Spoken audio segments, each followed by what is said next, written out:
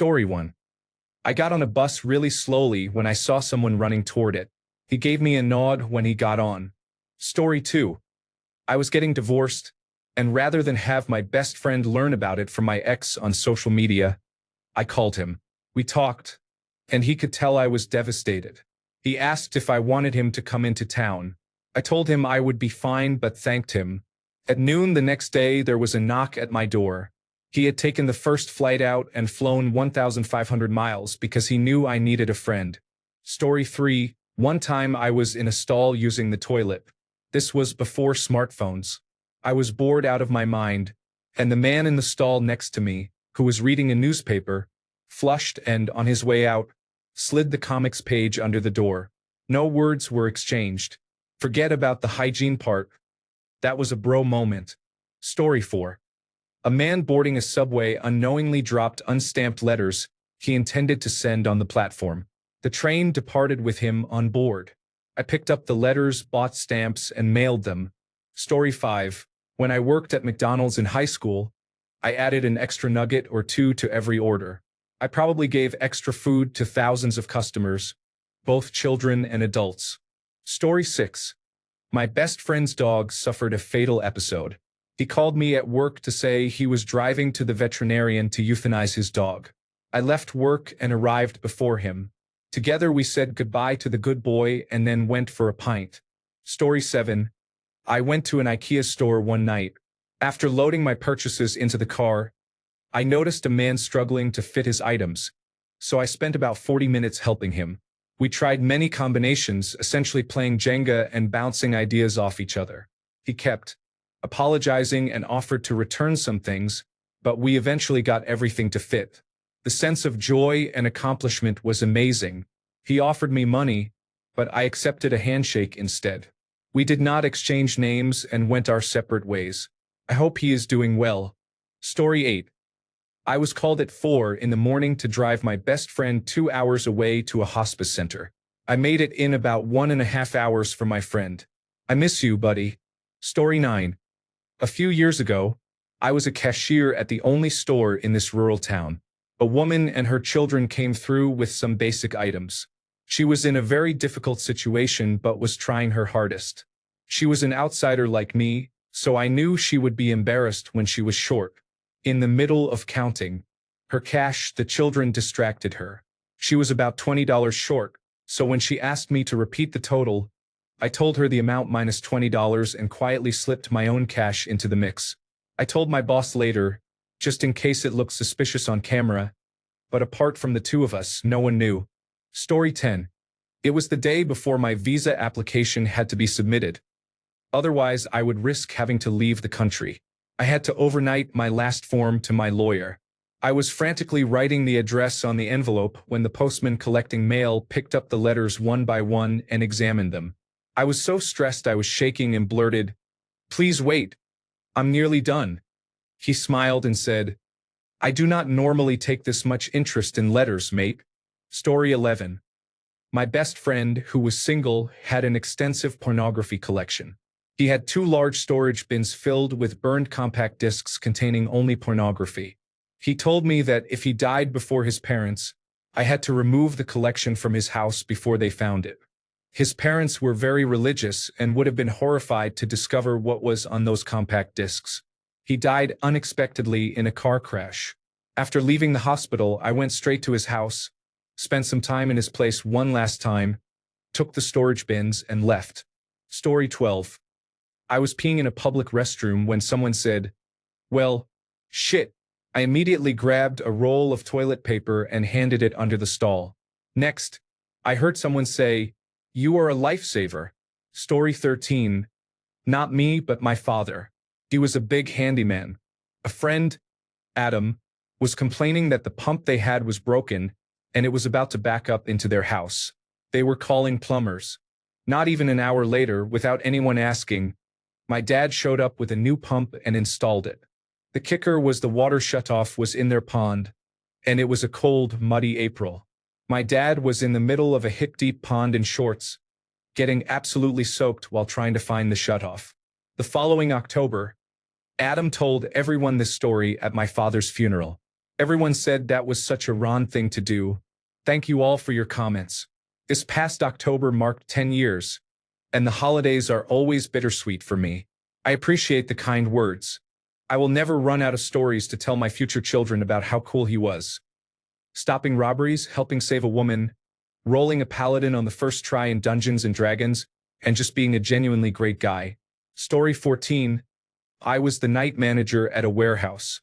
A 22-year-old man was skilled at operating the forklift, but he obviously had a rough life and did not particularly like me, so we rarely interacted. He missed work for the third time in a month, and the senior manager was ready to fire him. Intervened and said it was okay. He had called in sick and I had forgotten to mark it down. The next shift he was nearly in tears and told me he was so grateful because no one had ever taken his side. He promised he would never miss work again. He had actually been on a bender, laughing out loud. Story 15. Every time I told a student I had bought too much breakfast and that they would have to help me eat it, I lied. I do not eat breakfast that early, but a hungry child should.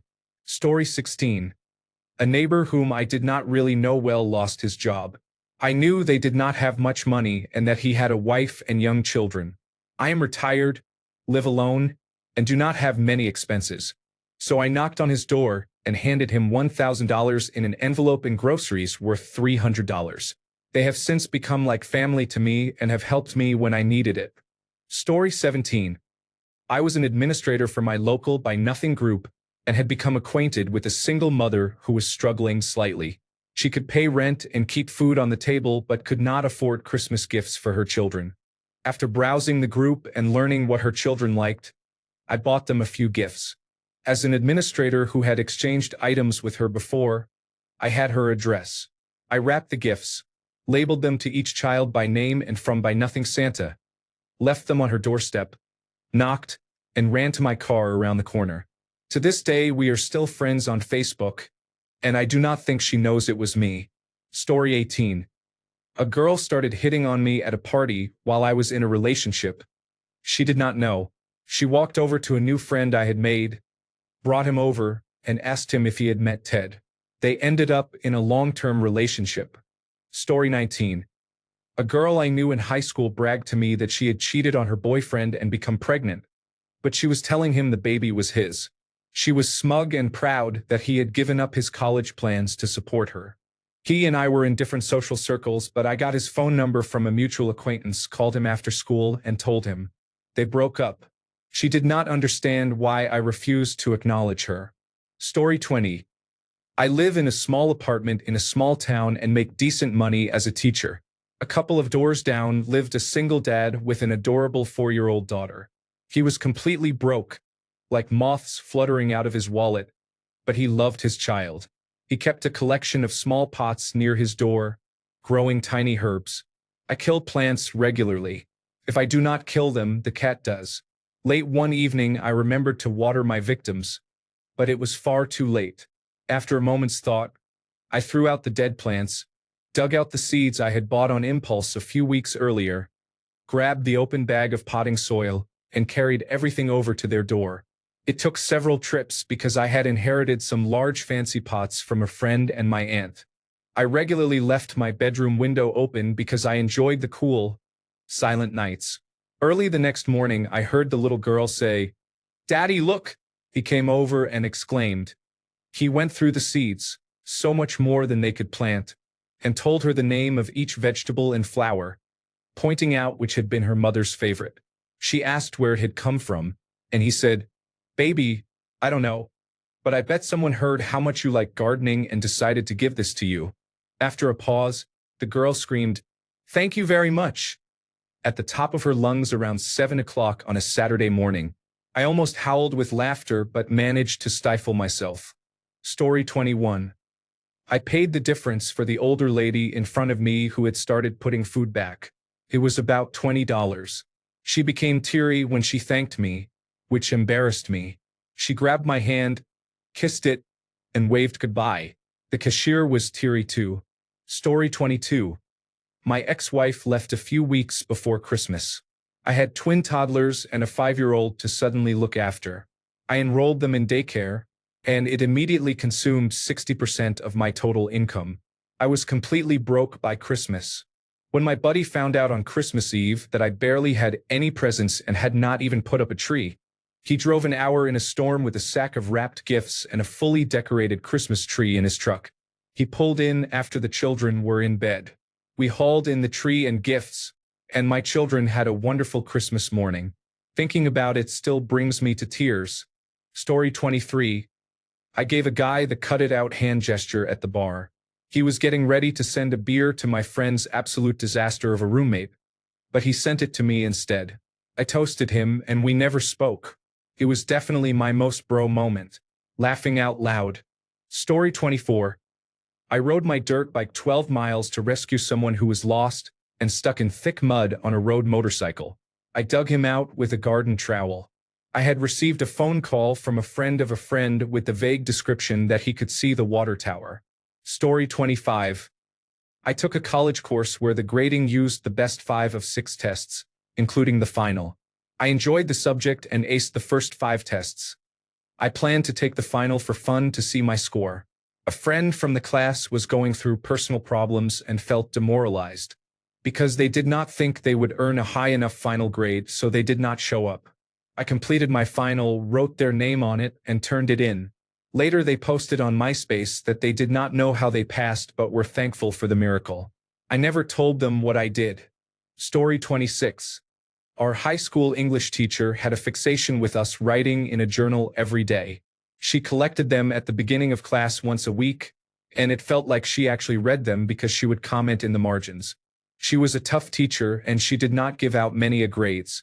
I knew I was probably destined for a B grade, but my best friend made a grades in every class. He was probably just barely going to make an A grade in this one. Then one journal day he forgot his journal in our locker. He was going to get a 0 for the journal that week. He always did his entries once a day, not 5 or 6 all backdated on the last day like most of us. He was so bummed that it might even mean a B grade in the class. When the bell rang, I ran to our locker, grabbed his journal, ran back to the classroom, blended in with the next class, and put his journal in the pile on the teacher's desk. I turned around and the teacher, who had been in the hall, was in the doorway watching me and said, "Mr. Nate Dog, Texas, you can just take your journal right back out of the pile. It was due at the beginning of class, so you will be getting a 0 for the week." Feigning anger, I did exactly what she said and took my journal, leaving my friend's journal in the pile of journals marked turned in on time. He did get his A grade in the class and I still got a B grade despite the 0. I told him afterward so he would not think he had lost his journal. Story 27. Back when I was 19, one of my friends texted me an address out of the blue and told me I had to come get him immediately.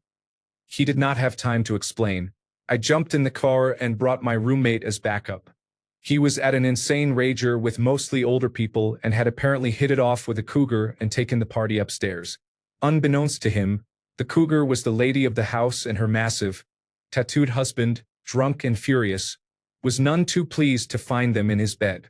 My friend jumped out the window with only his phone, no keys, wallet, or pants, and was hiding in the bushes down the street. We loaned him a hoodie, left him in the car, and infiltrated the party.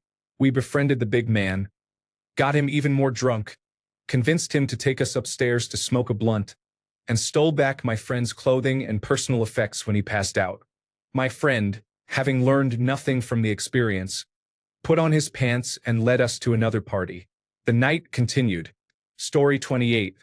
In construction, it is common for a few workers from other contractors to walk up, lend an extra hand for a moment, say nothing, and then return to their work. If you get into a large machine, another worker will call out to you from your blind spot and offer hand signals. If you are doing something dangerous, coworkers will watch out and warn you if a supervisor approaches. The Occupational Safety and Health Administration cannot even get out of the car before we all know they are here. Story 29. At university, I overheard a girl telling her friends that she liked a man standing by the bar, but was too nervous to ask him out. I went up to the man and told him to go talk to her. They got married last year. Story 30. Preface. I keep gift cards for Waffle House and McDonald's in my car. I take road trips frequently, and they are useful if I get hungry at 1 a.m. and do not want to use a card or flash cash in the middle of Satan's armpit. Mississippi. A few weeks ago at the gym, a woman entered the locker room and headed straight for the shower. I did not think much of it until I saw a shopping cart outside. I realized she was homeless and it was bitter cold. I went to my car, grabbed a couple of gift cards, made a little noise at the front desk about forgetting my phone, returned to the locker room, and slipped the cards in with her belongings outside the shower stall. There is a McDonald's and a Waffle House within walking distance of the gym. It is not much, but I hope she got some good meals from them. Story 31. Once I was at a club with an ex-girlfriend who was wearing her favorite outfit. She said she did not want vomit on it but looked like she was about to be sick and started to cry. So I instinctively cupped my hands and caught it. I did not say anything. I went to a nearby restroom and washed my hands. A bouncer saw it and told me he would never do that but that I was a good boyfriend. Story 32. There was a girl in high school who was not well liked because she had slept with someone else's boyfriend. A group took turns spitting in a bottle of Gatorade and then put it back in her locker. After everyone left, I replaced it with a fresh bottle. They still felt their revenge had worked because they believed she drank their spit. Story 33. I just lent a friend our second car, which is not used much, because it is the holidays. Her car broke down and she has 3 children to support on her own. I hope she enjoys it. Now she can use her money for Christmas for her children instead of spending it on a new car. She will have it over the holidays, probably into mid-January. Story 34. In college, a housemate came into the common room on a Friday night and asked for a ride to the bus depot. He was catching a bus to his hometown about 90 miles away. I told him to forget the bus. It was too sketchy. We got in my car and I drove him home. We never spoke of it again. Story 35.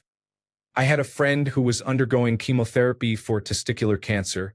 He had no insurance, so he was broke and exhausted while still working to keep up and pay the medical bills.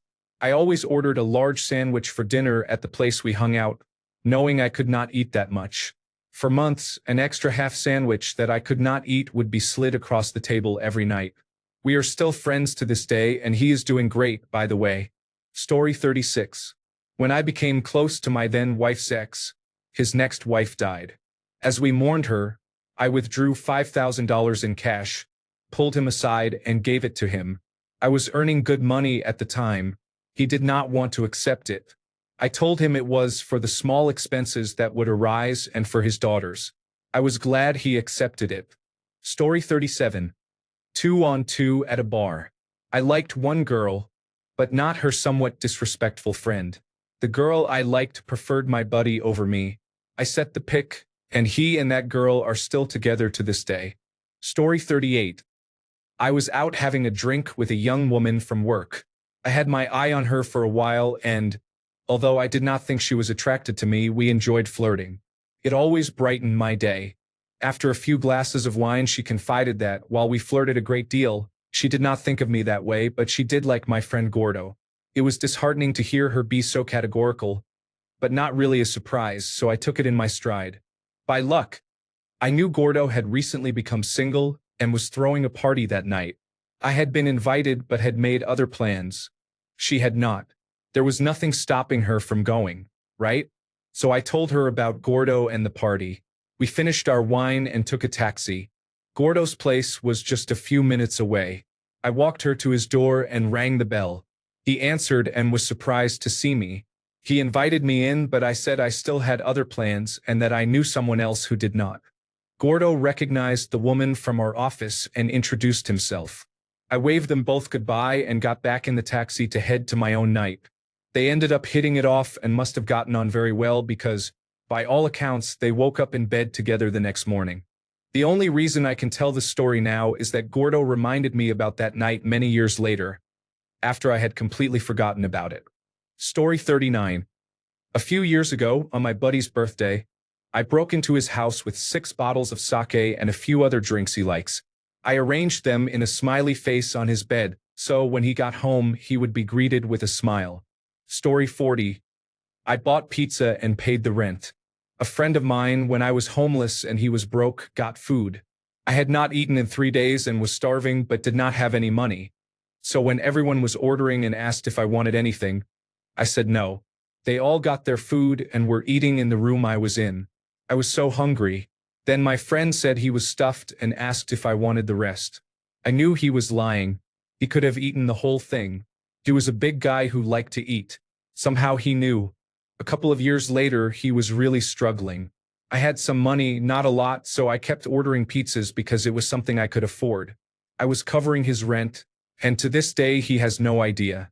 He is the kind of person who does things himself and hates handouts, which is why when I was hungry he pretended not to want his food instead of saying he could share it with me. So I did the same for him. Story 41. When I see someone enjoying a particular dish and there is a limited quantity, I am always on a diet. Story 42. I teach 7th grade.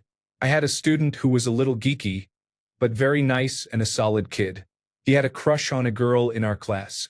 She was friendly to him, but they were in different social groups. Whenever I could, I put them in the same group. Story 43.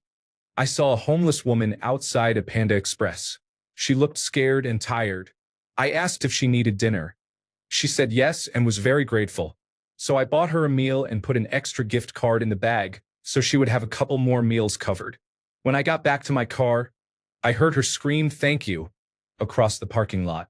I got in my car and started crying because, for the first time in years, I remembered my dad telling a story about doing something similar for a family when I was young. He did not have much himself but still gave. That moment, one of many in my life, made me choose to be more like him. My dad has been gone for a decade because of dementia, but it felt like he was sitting right there next to me, a parallel moment across the decades. Story 44. A few years ago, I was going through a really dark period in my life. My friends had abandoned me after a falling out with someone. One day, an elderly Asian man outside my house looked lost. He did not speak much English, but he had a note with an address. The address was a few blocks away, so I walked him there. I rang the doorbell.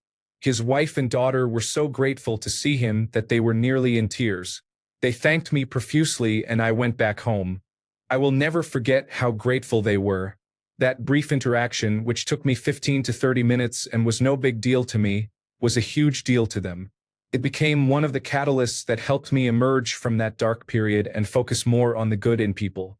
Story 45. I found a guy's phone while backpacking around Australia. I messaged his most dialed number, figured they'd still be in touch, and gave them my number and location.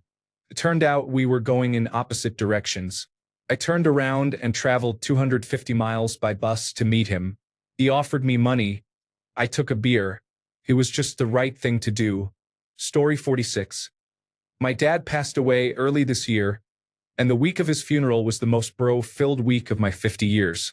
I told my bros the news in a group chat, and each one of those guys turned up from all over the country. They made the trip without questions and were there for me and my family during a dark time.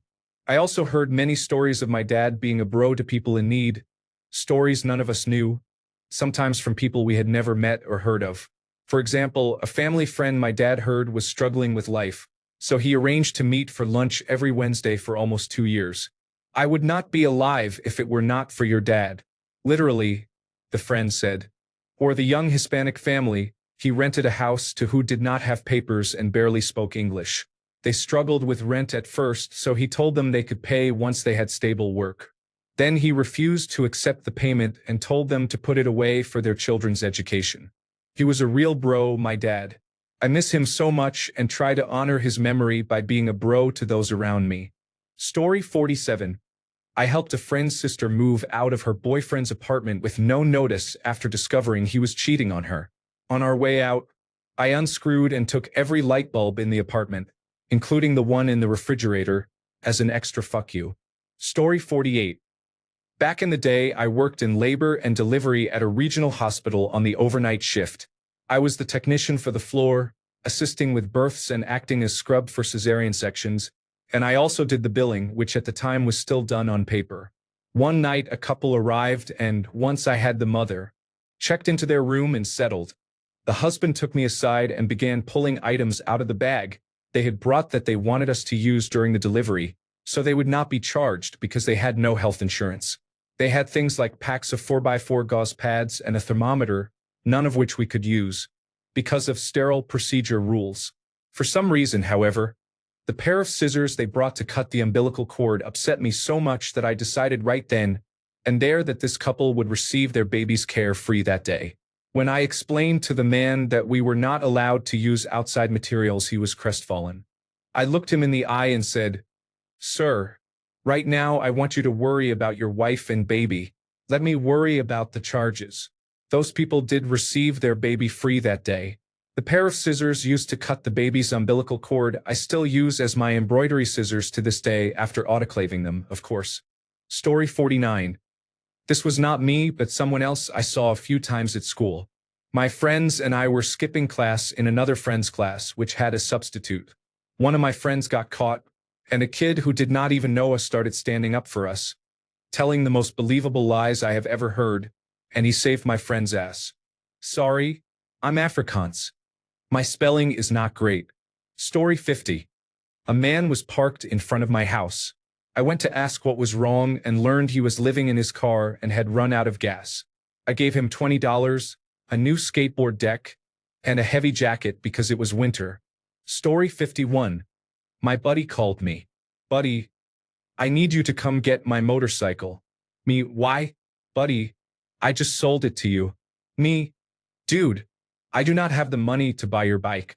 Buddy, "I had to tell my wife I sold it to you because I showed up with a new car and I have 3 motorcycles, so I told her I sold you one." Me, "I will be there in half an hour." I bought his bike because he gave me a good deal, but I really did not want a motorcycle. Story 52. A girl on my bus was getting bullied pretty hard. I had neither the courage nor the social capital to get them to fuck off. So I walked to the front of the bus, handed her my iPod, and returned to my seat. I figured that if they weren't going to stop, she could at least drown them out. When we got to school, she was brave as brass, walked past the bullies back to my seat, and handed me my iPod. The best part was that she had Jagged Little Pill at full volume. Story 53. A man in the doctor's waiting room asked to keep his appointment and pay later because he was getting paid that night. The receptionist was trying to reach her boss to see if she could allow him to stay and pay later. After about 15 minutes, he looked very anxious.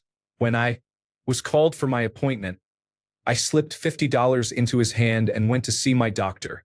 I did not see him again, so I was not 100% sure of his situation, but even if I was wrong, I have no regrets. No one should have to miss out on health care because of money. Story 54. I stayed at the hospital with my grade school buddy and his wife while they had their first son. That was a magical day. Story 55. One time at a concert, the person next to me did not have a card to pay for her food and drinks. She only had cash, so I paid for her. I think it was about $30. It was her child's first concert.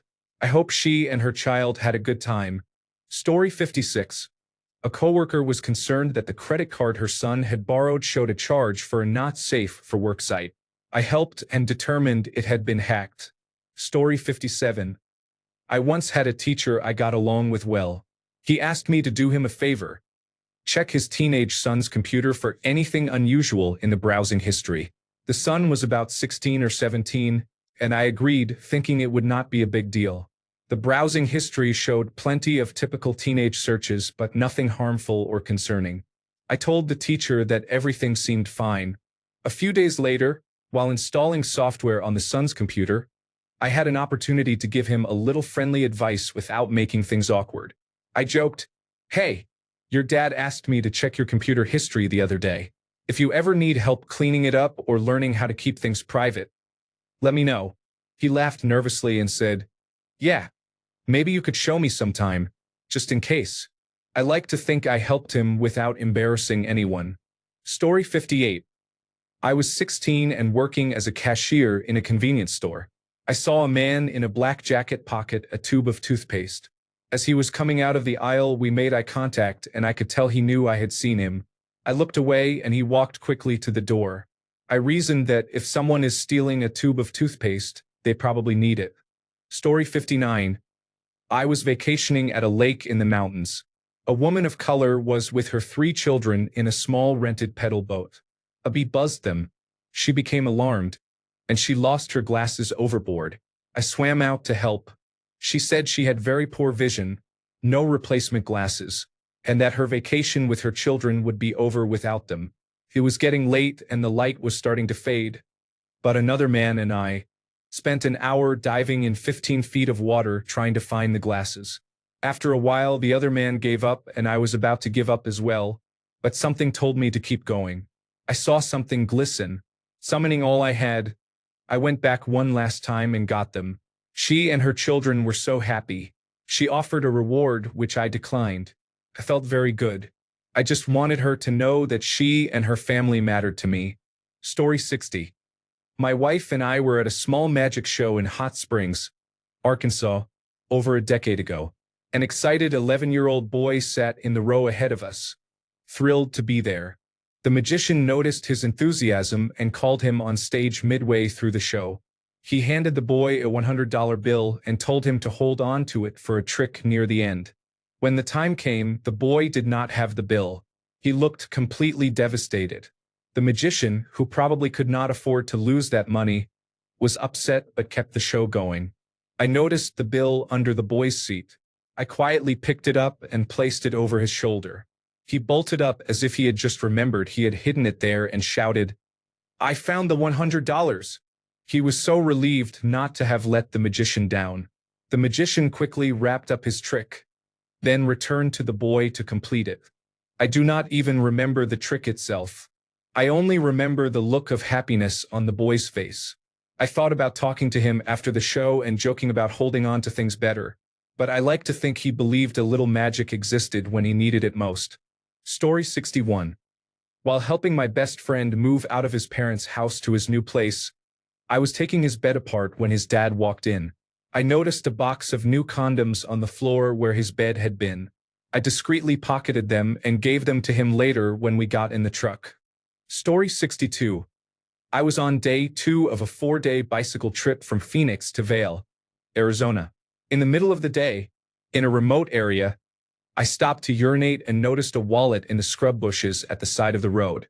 I picked it up and found a few dollars, identification cards, and credit cards. I kept it with my belongings and carried it for the next 2 days until I reached my destination. Then I called the number on one of the mining company identification cards in the wallet. It was a mining company in Kentucky, and since it was after hours, I left a voicemail explaining who I was, that I had found a wallet with the owner's name on the road, and my phone number. 2 days later, the man called and said he could not believe I had found the wallet. He had been visiting a local mine on a tour, and the wallet apparently fell out of his truck when he stepped out to urinate in the same area. I asked where he wanted it mailed. He told me and asked me to take the cash and buy myself a beer. It was only $10, so I agreed. For days later, I received a selfie of him holding his wallet and thanking me. It was a pretty cool moment. Story 63. This has been so lovely to read. The one that comes to mind for me is mild by comparison. I was on holiday in Philadelphia in 2013. I am from Ireland and was wildly early for a train to New York City. I went outside for a smoke and saw a woman about 100 feet away crying on the phone in the mid-morning. I had no idea what was happening, but she was in a near-fetal position on the sidewalk, and I felt she needed a small kindness. Back in the station, I bought a coffee and a soft pretzel. I walked down to her, asked if she needed someone to do something nice for her, and handed them to her. I caught my train not long after, but the relief in the smile she gave me still lingers in my mind. Story 64. In the mid-1990s, I met 2 women friends at a milk bar in Haverhill, Massachusetts. The milk bar served steamed milk in different flavors and was popular at the time with people under 21. I was looking forward to a snack and a drink while listening to some music after a long day. As soon as they saw me walk in, they both came up to me and said that we needed to leave. Without questions or hesitation, we left and went elsewhere. It turned out that a man had been making them uncomfortable. Story 65. I paid for a cab for someone when they were told they could not wait for the person on the other end to pay. Story 66. My daughter, in her mid-20s at the time, called me in a hysterical state and asked me to come get her because her fiancé had pushed her down the stairs. I jumped in my van, picked up my best friend who could drive a manual transmission, and went to get her. We loaded up her things, and he followed us home in her car. He dropped everything for 3 hours just to help protect her from her abuser. Story 67. 12 years ago, at a wing restaurant with my wife and our 4-year-old son. He and I were playing tic-tac-toe and laughing our heads off. When we went to pay, someone had already picked up our tab. I had never experienced that before. Something clicked, and now, a couple of times a year, if we are out at a restaurant and see a nice family or a single mother, we quietly pick up their tab. Story 68. I made the offer and did the legwork to keep a friend out of jail. He needed community service hours and was in a rough place in life. I got him what he needed. Story 69. I noticed that one of my team members was reading a book of love letters when I bumped into him on the train. He sheepishly said it had been on the seat when he got there. I doubted he would have touched it if that were true. Later that day, he booked a meeting room to quietly do important work. When I took a longer walk to use the other kitchen, I passed the room and saw him writing on several post-it notes, then getting frustrated, sighing, and throwing them away. When he left for the night, he looked upset and would not explain why. I checked the room and found many post-it notes with attempts at love letter passages to another colleague he secretly pined for. I quietly spoke with the woman the next day, showed her the notes, and told her to put him out of his misery. Tell him honestly without games, but do not mention the notes because that would really freak him out. They married a year later and, as far as I am aware, are still going strong 16 years later. No mention was made of the notes. Story 70. I was at a carnival for the 4th of July. My children were jumping on a trampoline ride. There was a man in line behind me with 4 children who wanted to ride. I heard him talking to his wife. He did not have enough cash for all of them and was trying to decide which child would get to go. It was heartbreaking. I slipped a $20 bill out of my wallet and palmed it. I reached down near his feet, unpalmed the bill and said, "Excuse me, did you drop this? I think it fell out of your wallet," then handed it to him. He thanked me, and when his wife looked away, he gave me a nod, which I returned. I never saw him again, but I watched his children get on the trampoline. Story 71. I was backcountry skiing in Little Cottonwood Canyon, Utah, at Cardiff Bowl during a winter affected by the COVID-19 pandemic. On an off day while working at one of the 2 main ski areas, my friend and I were almost 2 hours up the skin track on the final K turns to the top ridge when another guided group started dropping into the bowl from that ridge. As they started down the face, one of the skiers took a bad fall and came to a stop about 30 meters from the track. I heard her yell and whimper as she fell. Looking closer, she was on her back with her skis in the air and her right leg below the knee bent in an awful direction. I kicked off my skis and ran to her, helped remove the ski from her injured leg, and dug a flat surface in the snow for her to lie on while I tried to splint her leg with my down jacket. During that time, I could feel bones in her lower leg moving. Luckily, I had a radio from the ski area where I worked and was able to contact Ski Patrol. They tried arranging a medical evacuation flight from Salt Lake City but could not get takeoff clearance due to the weather. Ski Patrol ended up grabbing a portable sled and skinning up the mountain. While I waited with her for an hour, she was in a severe state of shock. So I lit the marijuana cigarette I had rolled for the ridge and gave her a few puffs while slowly feeding her pieces of sausage and bacon I had brought up for energy and telling stupid jokes to keep her distracted. Patrol finally arrived and I helped load her onto the sled before they skied her down and got her transported to emergency surgery. I thought the down jacket was a lost cause, but a few weeks later her boyfriend contacted me for my address and they mailed the jacket back after patching a hole on the inside. Severe injuries in the backcountry can be life-threatening, and I am so glad I was in the right place at the right time with a radio. Sasha, if you are out there reading this, I hope you are thriving and still shredding. Story 72. I came across an intoxicated college student while walking my dogs. She was a mess and her friends had left her. I brought her to my apartment, gave her water, let her sit with my dogs, and drove her back to the dorms, which would have been a long walk. Story 73.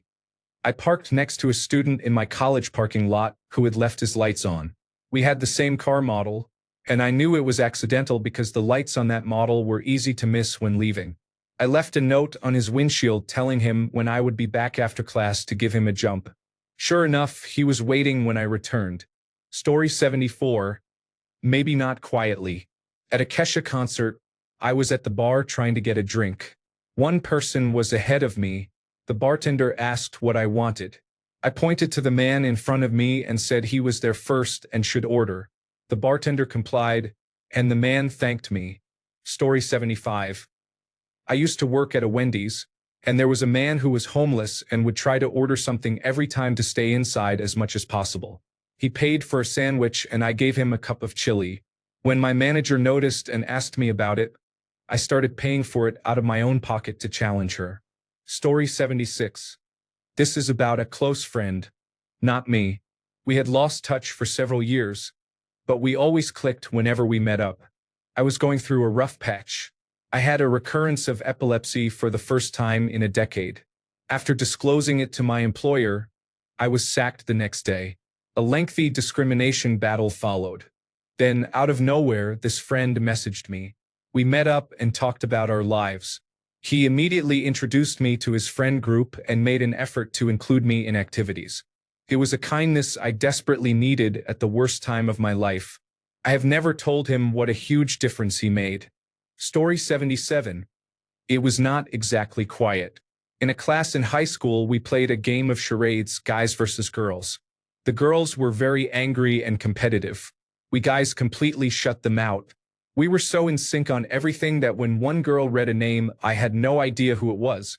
But from my expression, one of the guys shouted, "Kenny G!" We nailed it and moved on. It was a good case study in how guys think alike, even though we were not really friends.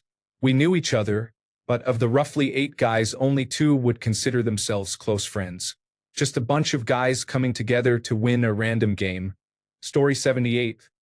My high school best friend was going through a rough patch at home. She was not able to work on her year-end English project, which was worth a significant portion of her final grade. She was terrified of failing the class but could not focus on it. I got a copy of the assignment from another friend and completed it over a weekend. I left it in her locker on Monday. She received the highest mark in the class. The teacher said she had no idea her student possessed that level of critical depth. She ended up passing, and it helped her get into the college of her choice. Story 79. The neighbor's Latter-day Saint daughter, newly married, discovered her husband had been lying about his whereabouts and that he was gambling. The neighbor asked if I wanted to take a little road trip. The 3 of us drove to Wendover, Nevada, and found his car in a casino parking lot. The daughter showed me pictures of him on her phone, then asked me to go inside and surreptitiously photograph him at the tables with stacks of chips in front of him. I had never met him, so he had no idea. I walked around acting like James Bond, adjusting my shirt, while using the daughter's phone to take photos of his wins and losses. Afterward, we left, had lunch, discussed her possible impending divorce, and drove back to Salt Lake City. They divorced a few months later. Story 80. I work in a cliquey culture full of negativity, high school-level drama, and people gossiping and bullying. A man was about to start in my unit who had a bad reputation. I was determined we would let him show who he was before rejecting him. I pushed hard and made it clear this was how it would be. I was temporarily lowered in the pecking order over it. Who cares? I did not mind. He has become a great asset to our team, professional, hardworking, and fun. We gave him a chance and he is doing very well. If I had let them ostracize and bully him, he might not be in this position. I will never tell him what he was up against, but he is smart enough to know some of it. Story 81. I was a shift manager at McDonald's 15 years ago. Instead of throwing food out at the end of the night, I would cut deals with customers who were drunk or using drugs. They received less fresh food, but everything was half price. Story 82. I was walking back to base drunk with a group of friends. I was nearly about to get into a fight with one buddy over some bullshit. We got to the gate and he turned to me and said he had left his wallet at the bar. This was 5 minutes before we had to be back on base. I told the group to inform higher authorities and that we would be back, and we both sprinted back to the bar. The wallet was not there. We got lost about 6 times because we were drunk, almost got taken out of the city in a taxi, and almost fought an embassy guard because he would not let us in. We ended up at a random hotel to use the Wi-Fi and call the duty officer to come get us. We got back 6 hours past curfew and the command told us to go to sleep. The next morning our platoon sergeant chewed us all out. The commanding officer pulled me aside and said he was proud of me for not abandoning my buddy and that I had done the right thing. There was no non-judicial punishment, nothing worse than the hangover we had. We have been best friends ever since. Story 83. There have been multiple cases where I have covered up major mistakes made by people at work. One person accidentally deleted several hundred person-hours of work from the file server. Another person accidentally introduced a ransomware virus by visiting questionable websites. There were a few other smaller incidents. Moral of the story: be respectful to the information technology staff. Story 84. When I worked at a movie rental store, I had an arrangement with the guy who worked at Taco Bell. He got free movies and I got free Taco Bell. Story 85. A friend caught the woman he was dating cheating. He had secretly taken a picture of her and the other man having sex without their knowledge. She had been living with him to save money. On Saturday morning, while she was studying with a new friend, he called me. 4 men arrived with trailers and trucks. We emptied the apartment of everything that belonged to her. When we left, she had 2 lamps, an aquarium, and her school books. We also took all the clothes he had bought her. We set him up in my apartment while we looked for another place for him to live. 3 hours after we left, she called him. He was cold. He said it was over and then sent her the picture. Story 86. I was at a job interview, and from their description of duties I realized the job was not really my thing. The job posting had been too vague. I had a friend who had done similar work, so I told the interviewer, I don't think I'm a good fit for this role, but I'll give you contact information for someone I think would be. Story 87. I saw 2 women halfway through changing a flat tire on the side of the road, both looking at their phones. They were unsure what to do, had given up on the job, and were calling for help. We turned back, and my son and I asked if we could practice changing their tire, as it looked like a difficult spot and it would be worth doing. The women were scared of us at first, but when we rolled up our sleeves to do the job, they were very grateful. My son and I gave a running commentary on what we were doing and why, such as keeping the spare tire under the car until needed in case the jack slipped, so they would know what to do next time. Thanks a bunch for sticking around till the end of the video. Remember to subscribe, and until next time, stay awesome and goodbye.